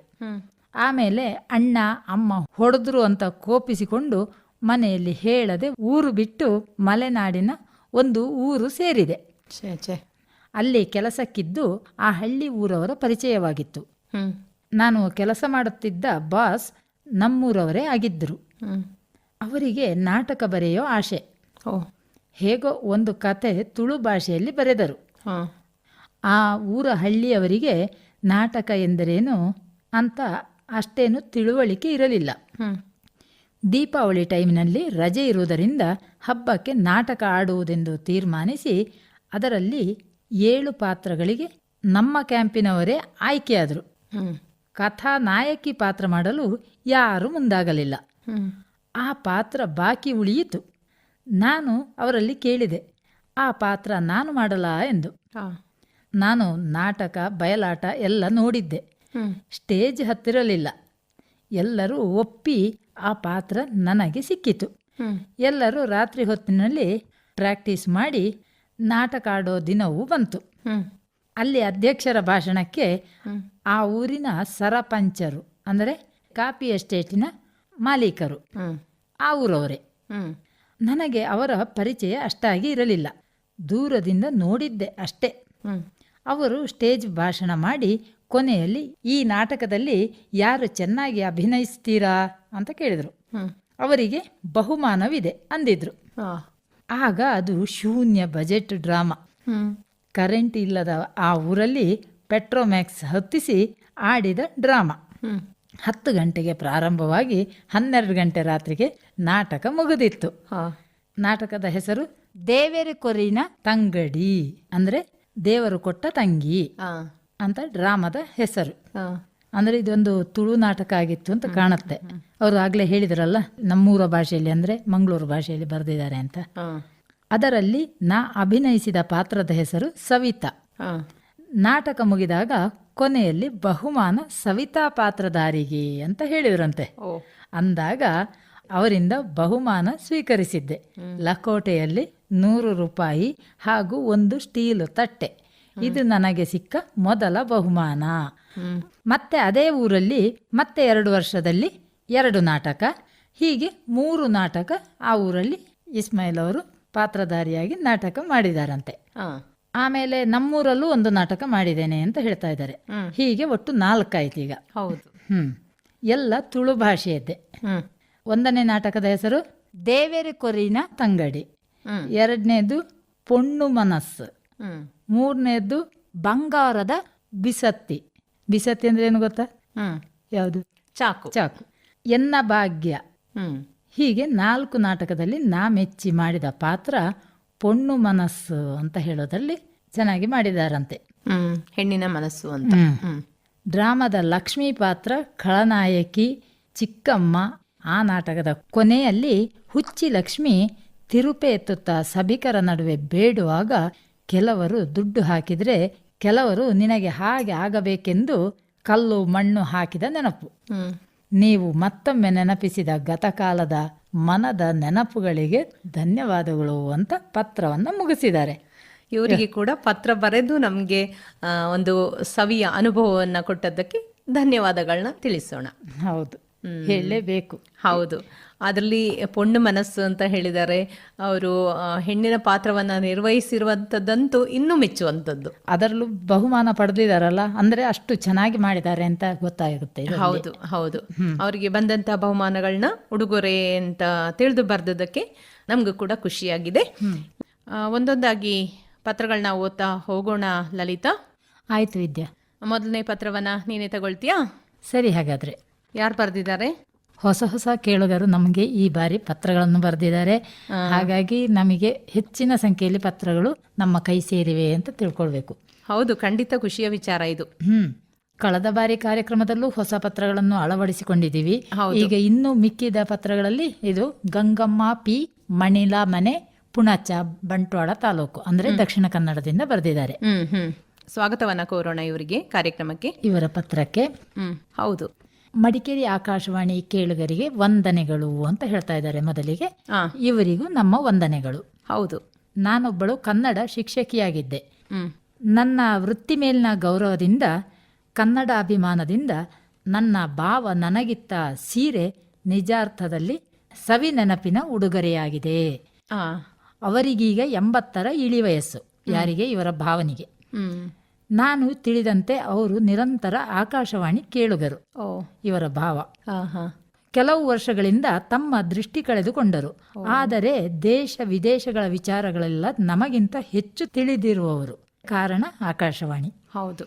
ಉಡುಗೊರೆ ಅಂದರೆ ಉಡು ಕೊರೆ, ಕೊರೆ ಅಂದರೆ ಬಟ್ಟೆ. ನೋಡಿ, ಅದರ ಅರ್ಥವನ್ನು ಕೊಟ್ಟಿದ್ದಾರೆ ಅವರು. ಯಾಕೆ? ಕನ್ನಡ ಶಿಕ್ಷಕಿ. ಆದರೆ ಅದು ಇಂದು ಆಂಗ್ಲ ಭಾಷೆಯ ಪ್ರೆಸೆಂಟೇಷನ್, ಗಿಫ್ಟ್ ಎಂದು ನಾನಾ ರೂಪ ತಾಳಿದೆ. ಹೌದು. ಅವರ ಮನೆಯಲ್ಲಿ ಪೂಜೆಯೊಂದರ ಸಂದರ್ಭ, ನೆಂಟರಿಷ್ಟರು ತುಂಬಿದ್ರು. ಮಂತ್ರಾಕ್ಷತೆಯ ಸಭೆಯಲ್ಲಿ ನನ್ನನ್ನು ಕರೆದು ಪಕ್ಕದಲ್ಲಿ ಕುಳ್ಳಿರಿಸಿದರು. ಪುರೋಹಿತರ ಸಮ್ಮುಖದಲ್ಲಿ ಸೀರೆಯನ್ನು ನೀಡಿ, ನೀನು 100 ಮಂದಿಗೆ ವಿದ್ಯಾದಾನ ಮಾಡುತ್ತಿರುವೆ, ಕನ್ನಡಕ್ಕಾಗಿ ಇಷ್ಟು ಕೆಲಸ ಮಾಡು ಎಂದು ಹರಸಿದರು. ಹಾಗಾಗಿ ಇದು ಸರಿಯಾಗಿ ನೆನಪಿರುವಂಥದ್ದೇ. ಹೌದು, ಖಂಡಿತವಾಗಿ. ಭಾವುಕಳಾದ ನನಗೆ ಮಾತೇ ಹೊರಡಲಿಲ್ಲ. ನಿಮ್ಮ ಆಶೀರ್ವಾದ ಎಂದೆ. ತದನಂತರ ಅವರ ಹಾರೈಕೆಯೋ ಏನೋ ಉತ್ತಮ ಶಿಕ್ಷಕಿ ಪ್ರಶಸ್ತಿಯೂ ಪಡೆದೆ. ನಿವೃತ್ತಿಯಾದರೂ ಅವರ ಆಸೆಯಂತೆ ಶಿಕ್ಷಣ ಕ್ಷೇತ್ರದ ಕಾರ್ಯದಲ್ಲಿ ತೊಡಗಿಸಿಕೊಂಡಿರುವೆ. ಆಕಾಶವಾಣಿಯೇ ಭಾವನವರ ಬದುಕಿಗೆ ಚೇತನವನ್ನು ನೀಡುತ್ತಿದೆ. ಅವರು ಕೇಳಲೆಂದೇ ಈ ಪತ್ರವನ್ನು ಬರೆದಿದ್ದೇನೆ ಅಂತ ಹೇಳ್ತಾ ಇದ್ದಾರೆ. ಹಾಗೆ ಅವರು ಬರೆದಿದ್ದಾರೆ ಅಂತ. ಆ ರೀತಿಯ ಜೀವದ ಉಡುಗೊರೆ ನನ್ನ ಪಾಲಿಗೆ ಎಷ್ಟು ಶ್ರೇಷ್ಠ, ಮಾತಿಗೆ ನಿಲುಕದು. ಧನ್ಯವಾದಗಳು ಅಂತ ಪತ್ರವನ್ನು ಮುಗಿಸಿದ್ದಾರೆ. ಉತ್ತಮವಾದ ಒಂದು ಪತ್ರವನ್ನು ಬರೆದಿದ್ದಾರೆ. ನಿಜವಾಗಿ ಕೂಡ ಇವರಿಗೆ ಕೂಡ ಧನ್ಯವಾದಗಳನ್ನ ಹೇಳಲೇಬೇಕು. ಇವರ ಪತ್ರವನ್ನ ಆಲಿಸಿದಂತಹ ಅವರ ಭಾವನವರು ಕೂಡ ತುಂಬಾ ಖುಷಿ ಪಡ್ತಾರೆ. ಹಾಗೆ ನೋಡಿ, ಅವರ ಆಶೀರ್ವಾದವ ಏನೋ ಉತ್ತಮ ಶಿಕ್ಷಕಿ ಪ್ರಶಸ್ತಿಯೂ ಪಡೆದಿದ್ದಾರಂತೆ. ಅಭಿನಂದನೆಗಳನ್ನ ಕೂಡ ಈ ಮೂಲಕ ಹೇಳಲೇಬೇಕು ನಾವು. ಹೌದು. ಈಗ ಮತ್ತೊಂದು ಪತ್ರವನ್ನ ಕೂಡ ನೀನೇ ಓದ್ಬಿಡ್ತೀಯಾ? ಆಯ್ತು. ಯಾರು ಬರ್ದಿದ್ದಾರೆ? ಇವರು ನಮ್ಮ ಮಾಮೂಲಿ ಕೇಳುಗರೆ, ಪತ್ರ ಬರೆಯುವವರೇ, ಅಂದ್ರೆ ಮಹನೀಯರು ಮಾತ್ರ. ಯಾರು ಅಂತ ಅಂದಾಜಾಗುತ್ತಾ ಇದನ್ನ ನೋಡುವಾಗ ಗೊತ್ತಾಗಕ್ಕಿಲ್ಲ. ಅಕ್ಷರಗಳನ್ನ ನೋಡುವಾಗ ಬಾರಿಕೆ ವೆಂಕಟರಮಣ ಅವ್ರದ್ದು ಅಂತ ಅಂದ್ಕೊಳ್ತೇನೆ. ಹೌದು, ಸರಿಯಾಗಿ ಹೇಳಿದೆ. ಇದು ಈ ಕಾರ್ಯಕ್ರಮಕ್ಕೆ ಎರಡನೇ ಮಹನೀಯರ ಪತ್ರ ಕಾಣುತ್ತೆ. ಒಂದು ಮೊದಲನೇ ಬಾರಿ ಪತ್ರಕಾರಂಜಿಯಲ್ಲಿ ಪ್ರಸಾರವಾಯಿತು. ಹೌದು. ಇವರು ಬರೀತಾರೆ, ಆತ್ಮೀಯ ಸರ್ವ ಬಂಧುಗಳಿಗೆ ಶಿವರಾತ್ರಿ ಹಬ್ಬದ ಶುಭಾಶಯಗಳು. ಶಿವರಾತ್ರಿ ಈಗಾಗಲೇ ಕಳೆದಿದೆ. ಹೌದು, ಫೆಬ್ರವರಿ 26ಕ್ಕೆ. ಹೌದು. ಅದಕ್ಕಿಂತ ಮೊದಲೇ ನಾವು ಕೊಟ್ಟಂತಹ ಶೀರ್ಷಿಕೆಗೆ ಅನುಗುಣವಾಗಿ ಇವರು ಪತ್ರವನ್ನು ಬರೆದಿರುತ್ತಾರೆ. ಆದರೆ ನಮಗೆ ತಡವಾಗಿ ತಲುಪಿರೋದ್ರಿಂದ ಇವತ್ತಿನ ಈ ಕಾರ್ಯಕ್ರಮದಲ್ಲಿ ಅಳವಡಿಸಿಕೊಳ್ತಾ ಇದ್ದೇವೆ. ಹೌದು. ಮುಂದುವರ್ಸು. ನಾನು ನನ್ನ ಜೀವನದಲ್ಲಿ ಏನು ಉಡುಗೊರೆಯನ್ನು ನಿರೀಕ್ಷಿಸದವನು. ಸರ್ವರು ಸುಖ ಶಾಂತಿಯಿಂದ ಬಾಳಲಿ ಎಂಬುದೇ ನನ್ನ ಹಾರೈಕೆ. ಜೇನುದುಂಬಿಗಳಂತೆ ಜೀವನ ನಡೆಸಬೇಕೆಂಬುದು ನನ್ನ ಆಕಾಂಕ್ಷೆ. ಜೇನುದುಂಬಿಗಳನ್ನೇ ನಂಬಿ ಜೀವನ ಸಾಗುತ್ತಿದ್ದು, ಆ ಫಲವಾಗಿ ಬಡವರ್ಗಕ್ಕೆ ನಿರಂತರ ಸೇವೆಯನ್ನು ಮಾಡುತ್ತಾ ಬಂದಿದ್ದೇನೆ. ಜೇನುದುಂಬಿಗಳು ಒಟ್ಟಿಗೆ ಹಾರಿ ತಮ್ಮ ಸಂತಾನದ ಉಳಿವಿಗಾಗಿ ಪರಾಗವನ್ನು ಸಂಗ್ರಹಿಸುತ್ತವೆ. ಪ್ರತಿಫಲಾಪೇಕ್ಷೆ ಇಲ್ಲದೆ ದುಡಿಯುತ್ತದೆ. ಹೌದು. ಅಮೃತ ಸಮಾನವಾದ ಮಧುವನ್ನು ತಯಾರಿಸುತ್ತವೆ. ಈ ಶಕ್ತಿ ಜೇನುದುಂಬಿಗಳಿಗೆ ಮಾತ್ರ ಭೂಲೋಕದಲ್ಲಿ ಸಾಧ್ಯವಾಗಿದೆ. ಸೃಷ್ಟಿಕರ್ತ ನಮಗೆ ದುಡಿಯಲು 2 ಕೈ, 2 ಕಾಲು, 2 ಕಣ್ಣು, ಹಾಗೆ ಕಿವಿ, ಮಾತನಾಡಲು ನಾಲಿಗೆಗೆ ಶಕ್ತಿ ಕೊಟ್ಟಿರುತ್ತಾನೆ. ಆ ಸೃಷ್ಟಿಕರ್ತನಿಗೆ ಮೊದಲನೆಯ ನಮಸ್ಕಾರ ಅಂತ ಹೇಳ್ತಾರೆ ಎಲ್ಲರೂ ಅಷ್ಟೇ. ಹೌದು, ಅವರು ಹೇಳಿದ ರೀತಿಯಲ್ಲಿ ಜೇನುದುಂಬಿಗಳು ಅದರ ಜೊತೆಯಲ್ಲಿ ನಮಗೆ ಕೊಟ್ಟಿರುವಂತಹ ಕಿವಿ, ಕಣ್ಣು, ಕಾಲು, ಕೈ ಏನಿದೆ ದುಡಿಯೋದಕ್ಕೆ, ಅವೆಲ್ಲವೂ ದೇವರ ಉಡುಗೊರೆ ಅಂತ ಅವರು ತಿಳ್ಕೊಂಡು ಬರೆದಿದ್ದಾರೆ. ಹೌದು ವಿದ್ಯಾ. ಹಾಗೆ ಮುಂದುವರಿಸ್ತಾ ಬರೀತಾರೆ, ವಿಶ್ವಮಾನವರಾಗೋಣ ನಾವೆಲ್ಲ, ಭೂತಾಯಿಯ ಮಕ್ಕಳು, ಗಂಡು ಹೆಣ್ಣು ಎನ್ನುವ ಭೇದವಿಲ್ಲದೆ. ಅಂತೆಯೇ ನಮ್ಮ ಹೆತ್ತವರಿಗೆ ಅಂದರೆ ತಾಯಿ ತಂದೆ, ಜ್ಞಾನಾರ್ಜನೆ ನೀಡಿದಂತಹ ಗುರುಗಳಿಗೆ, ಅಂತೆಯೇ ನಾನು ಕಲಿತ ವಿದ್ಯೆಯನ್ನು, ಜೇನು ಸಾಕಣೆ ಅದರ ಕುರಿತಂತಹ ವಿದ್ಯೆ, 4 ಬಂಧುಗಳಿಗೆ ಪರಿಚಯಿಸಿದ, ಹಾಗೆ ನನ್ನ ಈ ಕಾರ್ಯಕ್ರಮಕ್ಕೆ ಮತ್ತೆ ಅವರ ಅವಕಾಶಗಳನ್ನು ಅಭಿಲಾಷೆಗಳನ್ನು ತಿಳಿಸಿದ ವಾಣಿಗೆ, ಆಕಾಶವಾಣಿ ಬಳಗದವರಿಗೆ ನಾನು ಚಿರಋಣಿ ಅಂತ ಹೇಳ್ತಾ ಇದ್ದಾರೆ. ನಿಜವಾಗಿಯೂ ಆಕಾಶವಾಣಿ ಮಾಧ್ಯಮ ಒಂದು ವಿಶ್ವವಿದ್ಯಾಲಯ.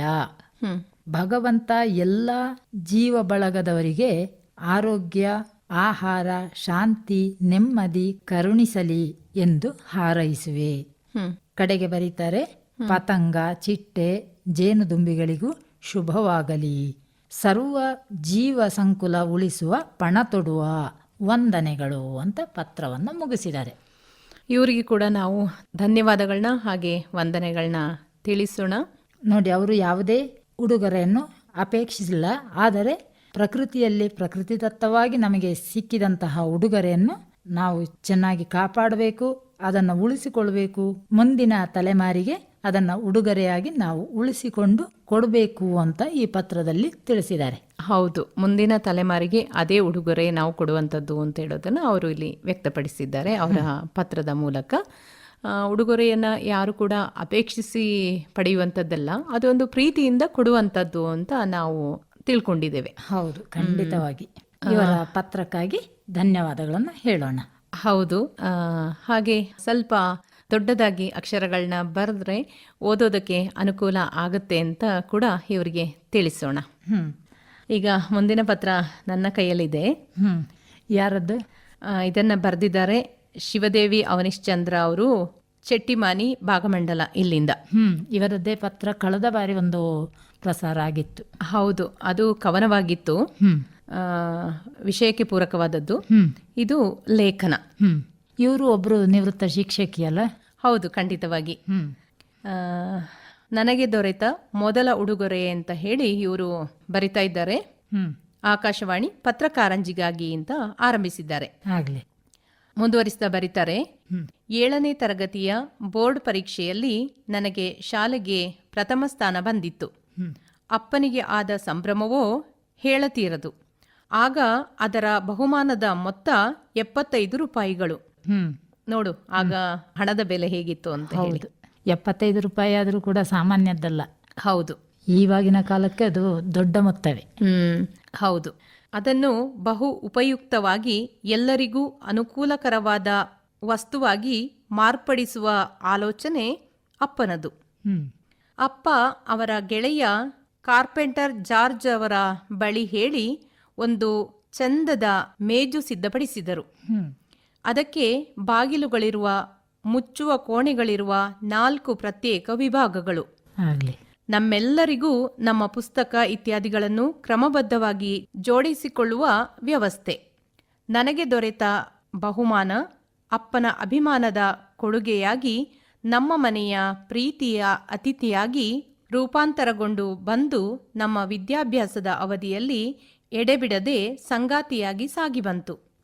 ಈಗಲೂ ಅದನ್ನು ನೆನೆದಾಗ ಹೆಮ್ಮೆ, ಪ್ರೀತಿ, ಕಾಳಜಿಯ ದ್ಯೋತಕವಾದ ಅದು ಏನೇ ಬಂದರೂ ನಾವು 4 ಹಂಚಿ ಪರಸ್ಪರ ಪಡೆದು ಸಂತೋಷಿಸುವ ಅಪ್ಪನ ಕಾಳಜಿಯ ದ್ಯೋತಕವಾಗಿ ಮೈ ಪುಳಕವೆನಿಸುತ್ತದೆ ಅಂತ ಶಿವದೇವಿ ಅವನಿಶ್ಚಂದ್ರ ಅವರು ಈ ಪತ್ರದಲ್ಲಿ ಬರೆದು ಕಳಿಸಿದ್ದಾರೆ. ಹೌದು, ಅದೆಷ್ಟು ಮತ್ತೆಗೂ ಉಪಯೋಗ ಆಯಿತು ಅವರ ಆ ಉಡುಗೊರೆ ಸಿಕ್ಕಿದಂತಹ ಮೊತ್ತದಿಂದ ಬಳಸಿಕೊಂಡು ಮಾಡಿದಂತಹ ಆ ಮೇಜ.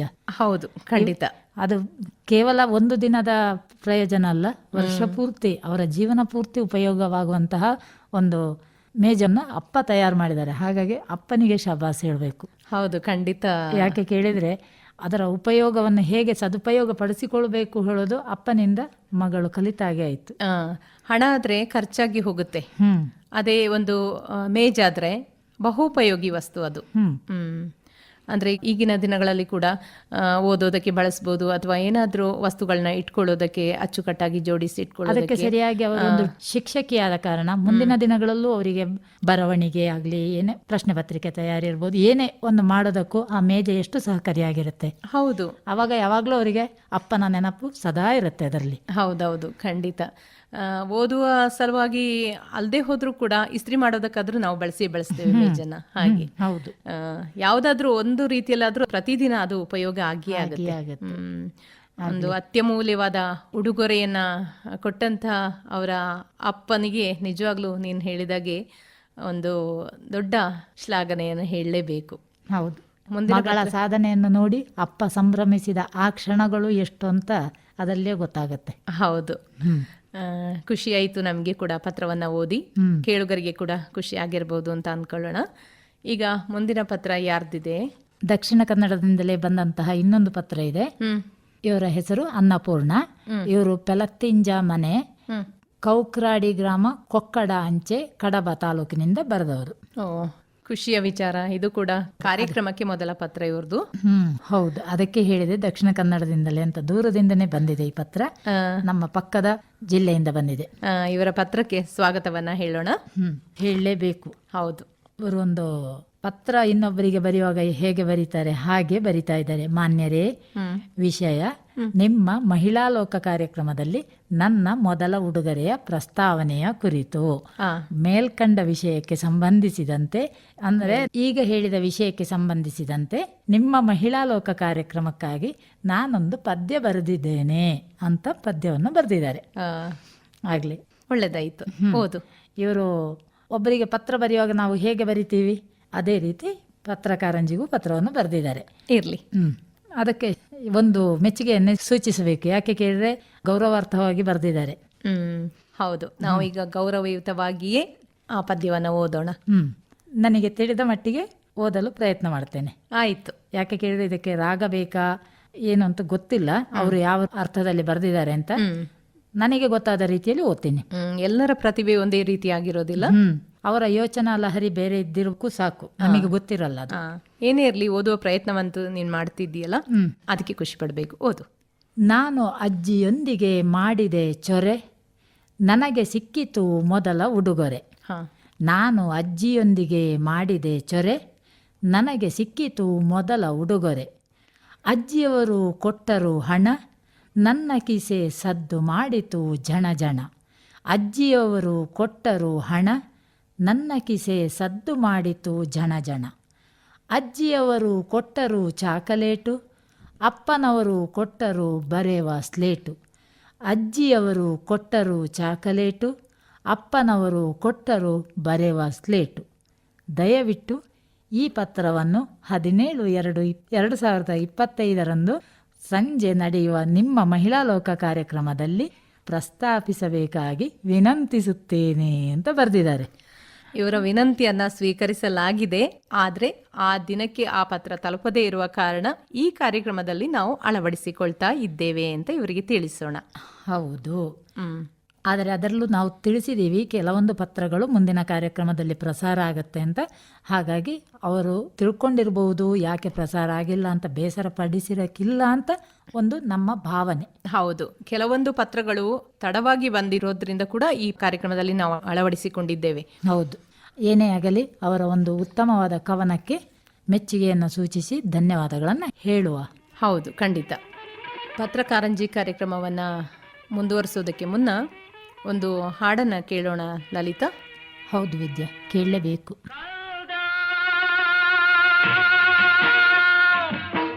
ನನ್ನ ಕಂದ ಕಂದ ಆನಂದ ಕಂದ ಕೃಷ್ಣ ಮುಕುಂದ ಬಾ ಓಡಿ ಬಾ ಕೃಷ್ಣ ಮುಕುಂದ ತೋರು ನಿನ್ನ ಚಂದದ ಮದನಾರವಿಂದ ಕಂದ ಓ ನನ್ನ ಕಂದ ಕೃಷ್ಣ ಮುಕುಂದ.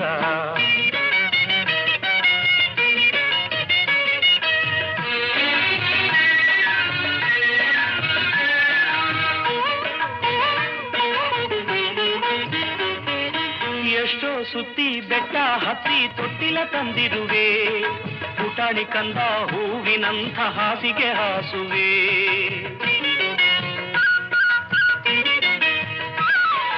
ಎಷ್ಟೋ ಸುತ್ತಿ ಬೆಟ್ಟ ಹತ್ತಿ ತೊಟ್ಟಿಲ ತಂದಿರುವೆ, ಪುಟಾಣಿ ಕಂದ ಹೂವಿನಂಥ ಹಾಸಿಗೆ ಹಾಸುವೆ. ಅಕ್ಕರೆ ತುಂಬಿದ ಸಕ್ಕರೆ ಹಾಲಿನ ಬಟ್ಟಲನ ಕೊಡುವೆ, ಅಕ್ಕರೆ ತುಂಬಿದ ಸಕ್ಕರೆ ಹಾಲಿನ ಬಟ್ಟಲನ ಕೊಡುವೆ.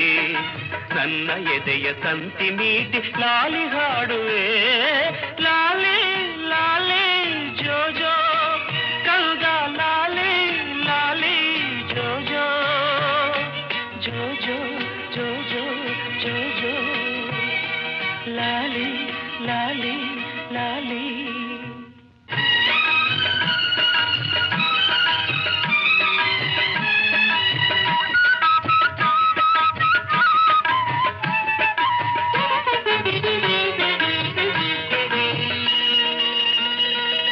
ಚಂದಮಾಮ ಕೊಟ್ಟ ಗಿಲ್ಕಿ ಮುದ್ದಿಸಿ ಕೊಡುವೆ, ಇಂದ್ರಲೋಕದಾನೆ ತಂದು ಕೂರಿಸಿ ನಲಿವೆ.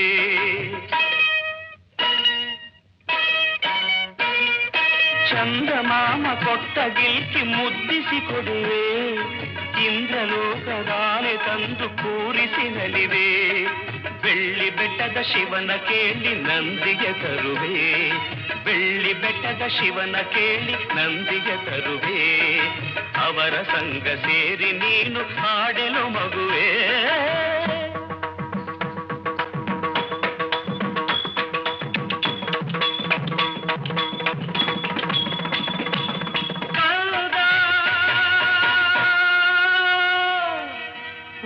ನನ್ನ ಕಂದ,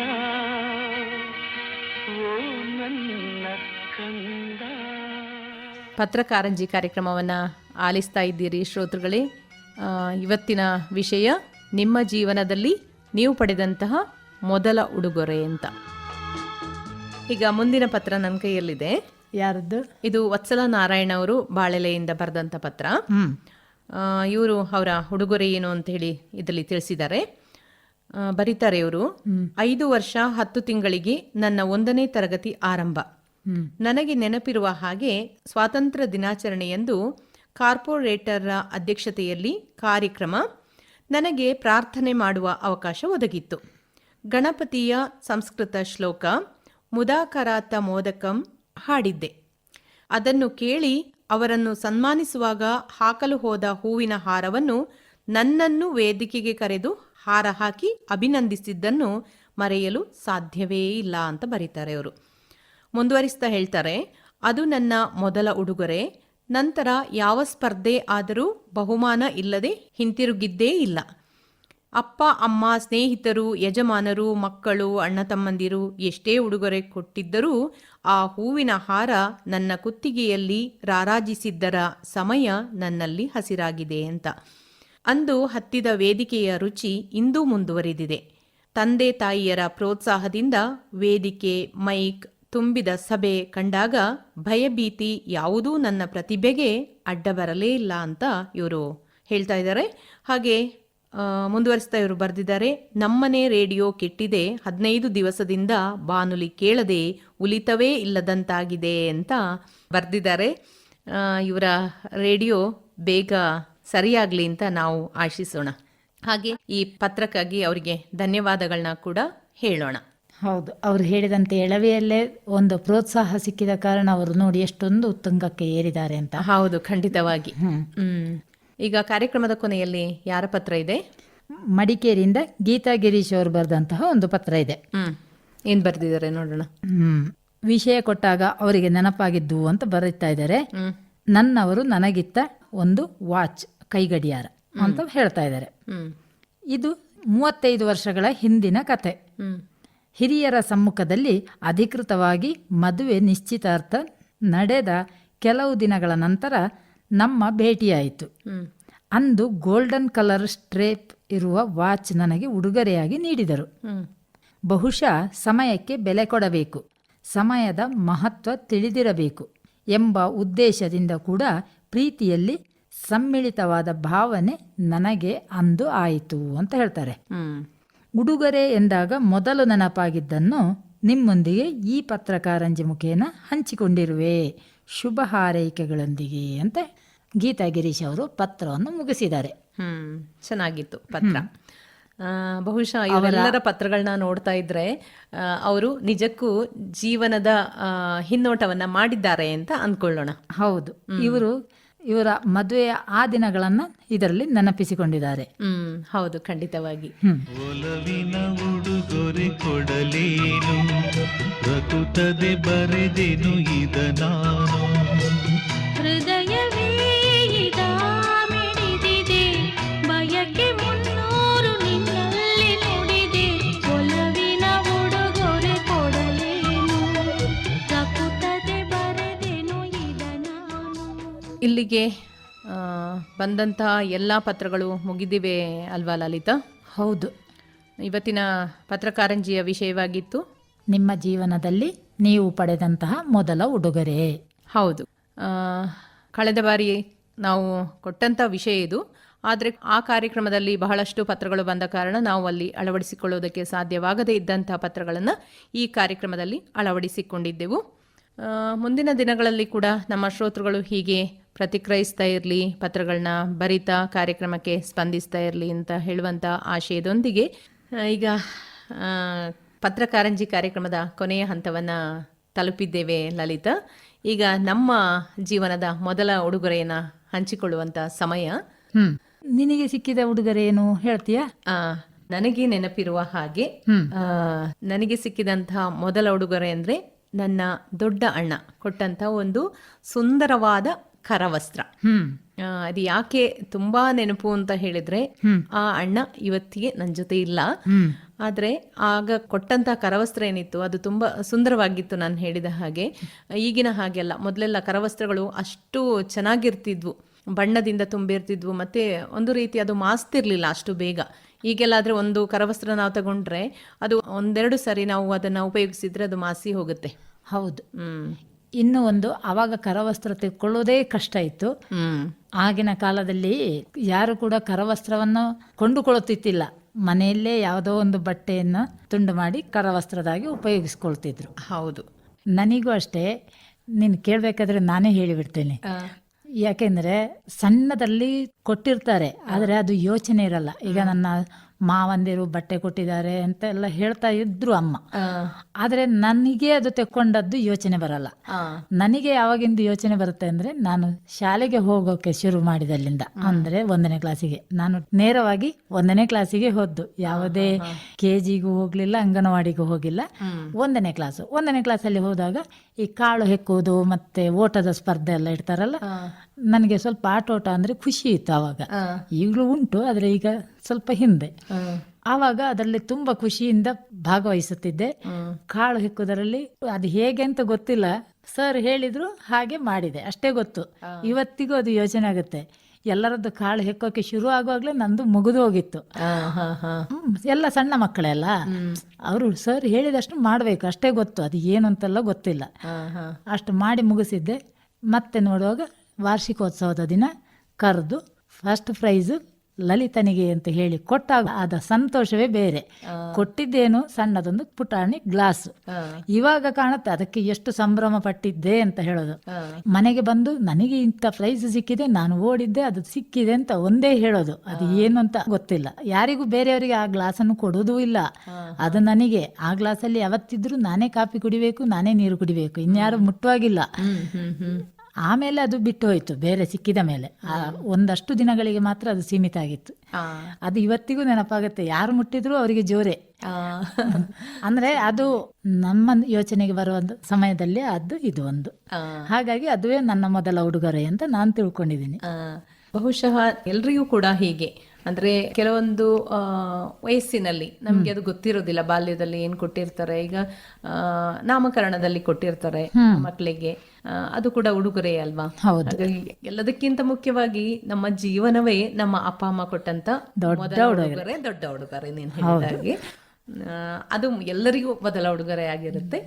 ಆದ್ರೆ ನೆನಪಿನಲ್ಲಿ ಬರುವಂತ ಉಡುಗೊರೆಗಳು ಬಹಳಷ್ಟಿರುತ್ತೆ. ನಾನು ಒಂದು ನೆನಪಿನ ಒಂದು ಉಡುಗೊರೆಯನ್ನ ಹೇಳಿದೆ. ಅದು ಯಾಕೆ ನನ್ಗೆ ತುಂಬಾ ನೆನಪು ಅಂತ ಹೇಳಿದ್ರೆ, ನಾನು ಈಗಾಗ್ಲೇ ಹೇಳಿದಾಗೆ ಅಣ್ಣ ತೀರಿಕೊಂಡಾಗ ನನಗೆ ಆ ಕರವಸ್ತ್ರ ಕೂಡ ಕಳೆದು ಹೋಗಿದೆ. ಆಗ ನಾನು ತುಂಬಾ ಅಳ್ತಿದ್ದೆ. ತುಂಬಾ ಒಂಥರ ನನ್ಗೆ ಅದು ಬಾಂಧವ್ಯ ತುಂಬಾ ಇದ್ದ ಕಾರಣ ನನಗೆ ಅದು ತುಂಬಾ ನೆನಪಿನದ್ದು ಅಂತ ಹೇಳ್ಬಹುದು. ಹೌದು, ಅದಿದ್ದೇ ಇರುತ್ತೆ. ಹೌದು. ನಾವೇನಾದ್ರೂ ಒಂದು ವಸ್ತು ಯಾರಾದ್ರೂ ಕೊಟ್ಟಾಗ ಅದನ್ನ ತುಂಬಾ ಒಂದು ಜತನದಿಂದ ಅದನ್ನ ಕಾಪಾಡಿಕೊಳ್ತೇವೆ. ಯಾವ ವಸ್ತುವೇ ಆಗಿರ್ಲಿ, ಅದು ಚಿಕ್ಕ ವಸ್ತುವೇ ಆಗಿರ್ಲಿ, ದೊಡ್ಡ ವಸ್ತುವೇ ಆಗಿರ್ಲಿ, ಒಂದು ಪ್ರೀತಿಯಿಂದ ಒಂದು ಕೊಟ್ಟಿರ್ತಾರಲ್ಲ ಉಡುಗೊರೆಯಾಗಿ, ಅದಕ್ಕೆ ಬೆಲೆ ಕಟ್ಟೋದಕ್ಕೆ ಖಂಡಿತ ಸಾಧ್ಯ ಇಲ್ಲ. ಖಂಡಿತ. ಇದು ನಿನ್ನ ಮೊದಲನ ಉಡುಗೊರೆ ಆಯ್ತು? ಹೌದು. ಬಹಳಷ್ಟು ಉಡುಗೊರೆಗಳು ನನಗೂ ಸಿಕ್ಕಿದೆ, ನೀನು ಹೇಳಿದ ಹಾಗೆ ಇಲ್ಲ ಅಂತಲ್ಲ. ಶಾಲೆಯಲ್ಲಿ ಆಗಿರ್ಬೋದು, ಸ್ನೇಹಿತರಾಗಿರ್ಬೋದು, ಬಂಧುಗಳಾಗಿರ್ಬೋದು, ಬಹಳಷ್ಟು ಉಡುಗೊರೆಗಳನ್ನ ನಮಗೆ ಕೂಡ ಕೊಟ್ಟಿದ್ದಾರೆ.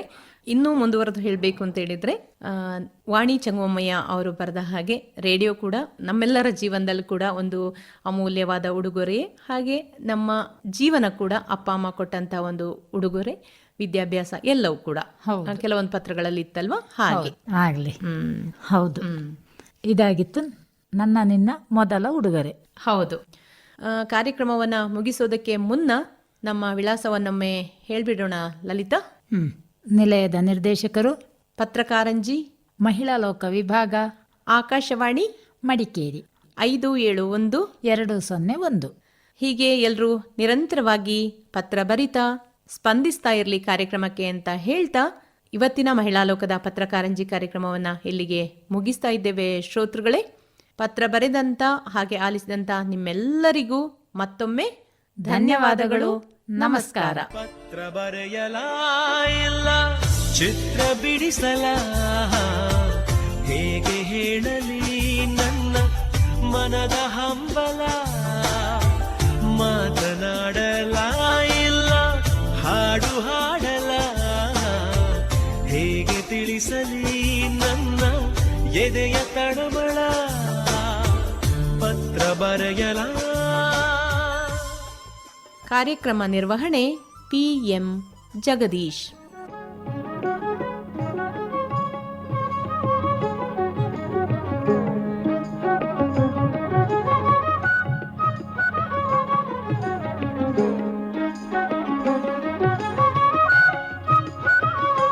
ಮಹಿಳಾ ಲೋಕ ಪ್ರಸಾರವಾಯಿತು.